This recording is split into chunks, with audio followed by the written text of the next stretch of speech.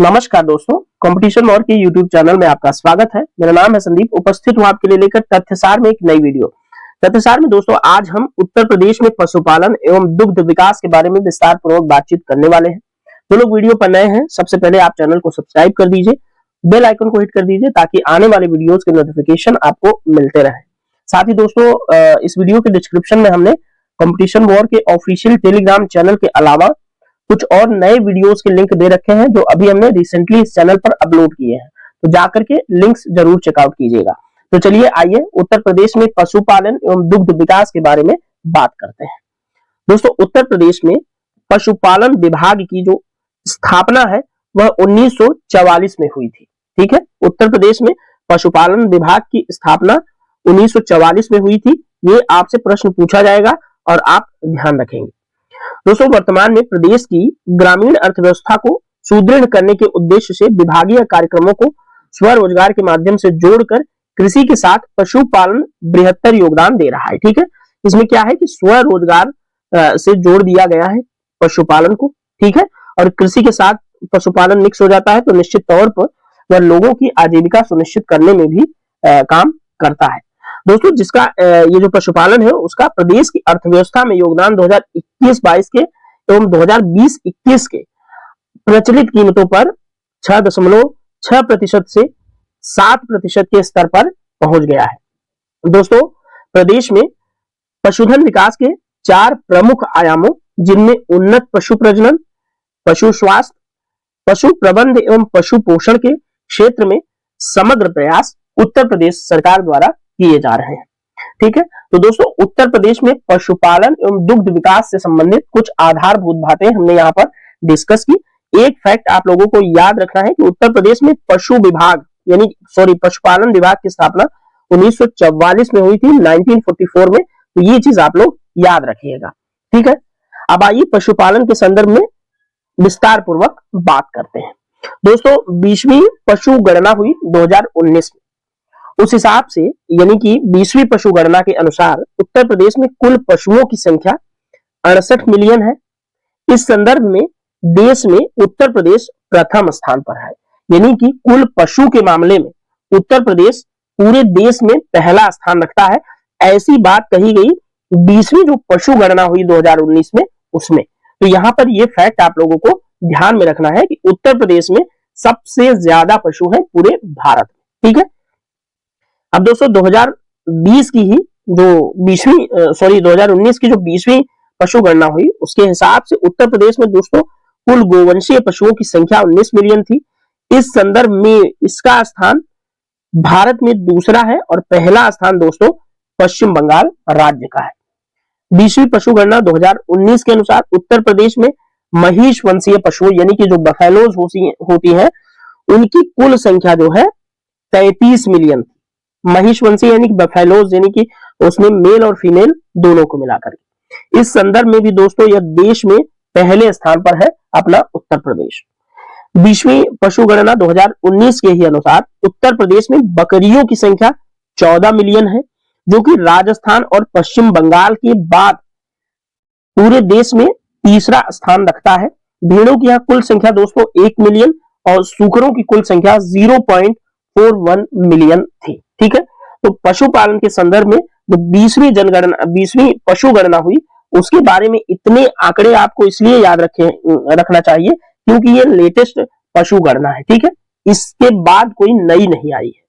ठीक है, तो इसको आप लोग याद रखेंगे। चलिए थोड़ा सा आगे बढ़ते हैं और उत्तर प्रदेश से संबंधित कुछ और फैक्ट्स एंड फिगर्स की बात करते हैं। अब यहां पर दोस्तों ध्यान पूर्वक देखिएगा, बहुत इंपॉर्टेंट चीजों की चर्चा होने चल रही है। तो उत्तर प्रदेश में दोस्तों दुग्ध उत्पादन में उत्तर प्रदेश अब दूसरे नंबर पर है और पहले नंबर पर कौन है? तो राजस्थान देश का शीर्ष दुग्ध उत्पादक राज्य बन गया है। ठीक है, इससे पहले उत्तर प्रदेश दुग्ध उत्पादन में भी पहले नंबर पर था, लेकिन अब राजस्थान दुग्ध उत्पादन में पहले नंबर पर है। ये नई डिटेल है, आप लोग याद रखिएगा, ये अपडेटेड है। ठीक है, क्योंकि अभी भी जो पुराने लोग जो तथ्यसार पढ़े होंगे उत्तर प्रदेश के संदर्भ में या कोई भी बुक पढ़े होंगे तो उनको यही याद होगा कि उत्तर प्रदेश दुग्ध उत्पादन में देश में पहले नंबर पर है। ऐसा नहीं है, अब राजस्थान हो गया है। ये चीज याद रखिएगा। अब दुग्ध उत्पादन में उत्तर प्रदेश का दूसरा नंबर आता है, ठीक है, याद रखिएगा दोस्तों। यहाँ कुल दुग्ध उत्पादन दिया हुआ है, कितना टन हुआ। अब यहाँ पर 2021-22 के आंकड़ों में बात करें तो उत्तर प्रदेश में प्रति व्यक्ति दुग्ध उपलब्धता आपसे पूछ सकता है, तो कितनी है, 392 ग्राम प्रतिदिन, ठीक है। दुग्ध उपलब्धता प्रति व्यक्ति 392 ग्राम प्रतिदिन जो है उत्तर प्रदेश में है, और भारत में जो है ये दुग्ध उपलब्धता प्रति व्यक्ति प्रतिदिन 444 ग्राम है, ठीक है। ये आंकड़ा भी आपके लिए काफी महत्वपूर्ण है, याद रखिएगा। और 2021-22 में दोस्तों अंडा उत्पादन में उत्तर प्रदेश का देश में 9वां स्थान है, तो इसको भी याद रखें, लेकिन कोई बहुत ज्यादा महत्वपूर्ण ये चीज नहीं है। 2021-22 में दोस्तों देश के 2.46% ऊन उत्पादन के साथ उत्तर प्रदेश ऊन उत्पादन में 7वें नंबर पर रहा है, और ऊन उत्पादन में दोस्तों राजस्थान जो है वो पहले नंबर पर है, ये भी आप लोगों को याद रखना है। 2021-22 में दोस्तों उत्तर प्रदेश जो है मांस उत्पादन में देश में तीसरे नंबर पर रहा है, जबकि शीर्ष मांस उत्पादक राज्य भारत का महाराष्ट्र है, ये चीज भी आप लोगों को याद रखना है। पशुओं के रोग निदान, बीमारियों की खोज एवं केंद्रीय प्रयोगशाला जो कि कहां पर स्थित है, पशुओं की बीमारियों रोग निदान से संबंधित जो केंद्रीय प्रयोगशाला निदेशालय है वो लखनऊ में स्थित है। इस निदेशालय स्तर पर दोस्तों 10 मंडलीय और जो प्रयोगशालाएं हैं वो मंडल स्तर पर 10 कार्यशालाएं जो है वो कार्यरत है, तो इस चीज को भी आप लोग याद रखना। आइए आगे बढ़ते हैं। तो पालन के बाद बात करते हैं उत्तर प्रदेश में दुग्ध विकास के संदर्भ में, ठीक है। तो दुग्ध विकास उत्तर प्रदेश में कैसे हुआ ये चीज आप अच्छे से देखेंगे थोड़ा ध्यानपूर्वक। दोस्तों सहकारिता क्षेत्र में दुग्धशाला विकास कार्यक्रमों का अपना एक गौरवशाली इतिहास रहा है। सर्वप्रथम दोस्तों उत्तर प्रदेश में 1907 में कटरा सहकारी दुग्ध समिति इलाहाबाद की स्थापना के साथ प्रदेश में ही नहीं वरन देश में भी यह पहला अवसर था जब दुग्ध व्यवसाय के क्षेत्र में सहकारिता का प्रादुर्भाव हुआ, ठीक है। तो ये जो कटरा सहकारी दुग्ध समिति इलाहाबाद है 1907 में बनी, आप लोग याद रखना। और ये उत्तर प्रदेश की ही नहीं पूरे देश की पहली ऐसी सहकारी समिति थी, ठीक है। वर्ष 1913 में दोस्तों इस समिति का सहकारिता समिति अधिनियम 1912 के अंतर्गत रजिस्ट्रेशन हो गया, परंतु अगले 2 दशकों में इस दिशा में कोई विशेष प्रगति देखने को नहीं मिली। उसके बाद दोस्तों 1937 में देश के प्रथम दुग्ध संघ लखनऊ दुग्ध उत्पादक सहकारी संघ लिमिटेड की स्थापना होती है, जहां पर कहां पर उत्तर प्रदेश की राजधानी लखनऊ के अंदर, ठीक है। प्रथम दुग्ध संघ लखनऊ दुग्ध उत्पादक सहकारी संघ लिमिटेड की स्थापना लखनऊ में होती है। उसके बाद दोस्तों प्रदेश में दुग्धशाला विकास को गतिशील बनाने की दिशा में वर्ष 1962 में प्रादेशिक कोऑपरेटिव डेयरी फेडरेशन लिमिटेड की लखनऊ में स्थापना होती है। यह दोस्तों यह फेडरेशन एक तकनीकी सलाहकार संस्था के रूप में इसकी स्थापना की गई थी। 1970-71 में दोस्तों ऑपरेशन फ्लड चलाया गया, ठीक है। ऑपरेशन फ्लड योजना चलाई गई। प्रथम चरण जो कि ऑपरेशन फ्लड 1 था वो 1970-71 में चलाया गया। उत्तर प्रदेश के 8 जनपदों में ये जो है योजना लागू की गई, जिसकी क्रियान्वयन एजेंसी इसी संस्था को बनाया गया, यानी कि किसको बनाया गया, प्रादेशिक cooperative dairy federation limited Lucknow को, ठीक है। तो ये चीज भी आप याद रखना। और दुग्ध के लिए दुग्ध विकास के लिए जो ऑपरेशन फ्लड चलाया गया, दुग्ध क्रांति जब चलाई गई तो 1970-71 का ये टाइम आप लोगों को जरूर याद रखना। और सर्वप्रथम ये उत्तर प्रदेश के 8 जिलों में चलाई गई, ठीक है। आगे बढ़ेंगे। योजना प्रदेश के 8 जिलों में चलाए जाने के कारण दोस्तों ओएफ यानी कि ऑपरेशन फ्लड योजना का नंबर 1 जो पार्ट था वो उसमें कोई विशेष प्रभाव परिलक्षित नहीं हुआ।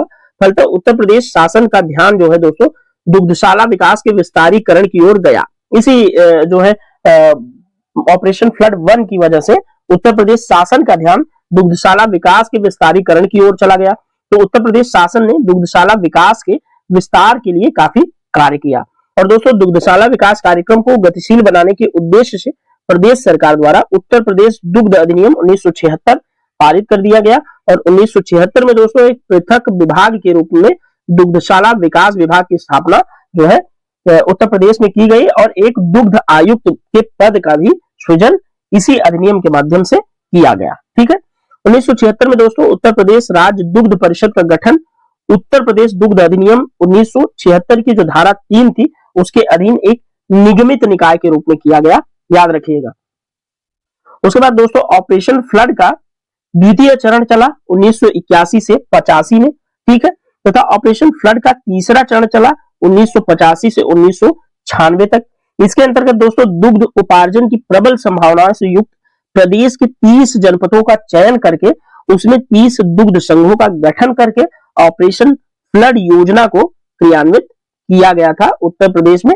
तो ये चीज भी आप लोग अच्छे से याद रखना और ऑपरेशन फ्लड के तीनों चरण आपको याद होने चाहिए, ठीक है। तो 1970-71 में पहला चरण ऑपरेशन फ्लड का और दूसरा चरण 1981 से 85 में और तीसरा चरण 1985 से 1996 तक, ये आप लोगों को ऑपरेशन फ्लड के संबंध में याद रखना चाहिए, ठीक है दोस्तों।